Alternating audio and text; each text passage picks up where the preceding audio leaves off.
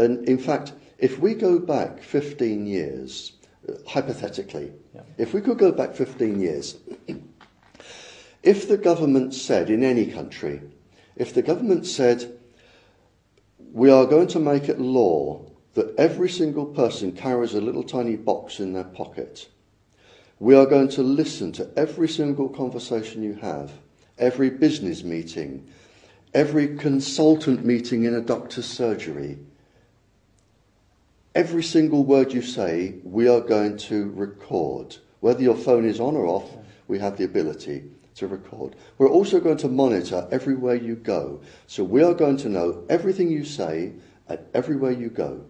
But there is an advantage. Apart from paying us, which you won't like, you do have the ability to push a few buttons and talk to somebody. We will, of course, listen to it. There would have been riots in the streets to say, we are not having this.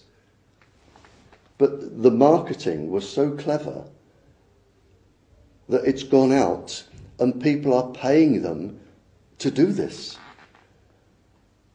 I mean, you must admire them, you know, for the cleverness that it's gone out, but this is the problem. And of course they're addictive. Chemically addictive? Do they cause the release of hormones in the body? They are electrically... The average person works on the lowest level of energy. And if there is a telephone box half a mile down the road and you have a cell phone in your pocket, the average person will pull out the cell phone and say, well, this one won't hurt me, dong, dong, dong, dong, hello, Mr. Smith, rather than walk down the road. Yeah. So there is that. You become more lazy.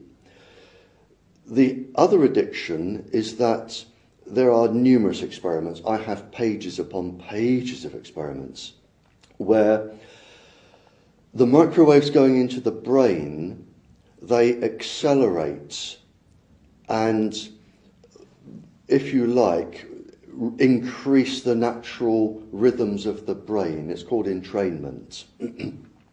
They actually accelerate the brain and excite the brain.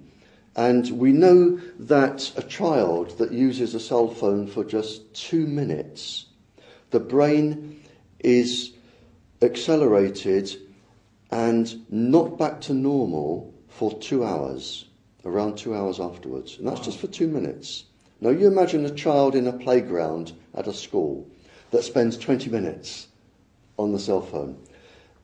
The brain is not going to be in a learning state for the rest of that period of the day in the classes. The child is probably going to be hyperactive, misbehave.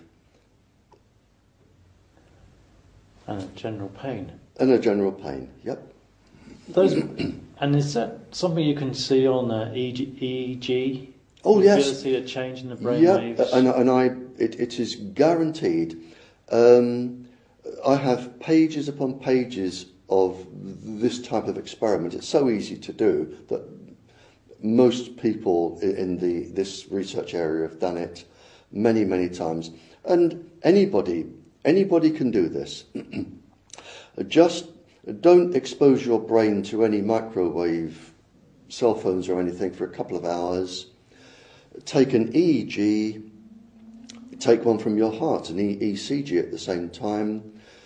Make a call for 10 minutes and take another one. And then see how long it takes your brain to come back to normal. You'll be absolutely amazed. The delta, theta, alpha, beta brainwaves, you'll be amazed how long it takes them to come back to a normal state. Wow, this technology is truly frightening. Really frightening.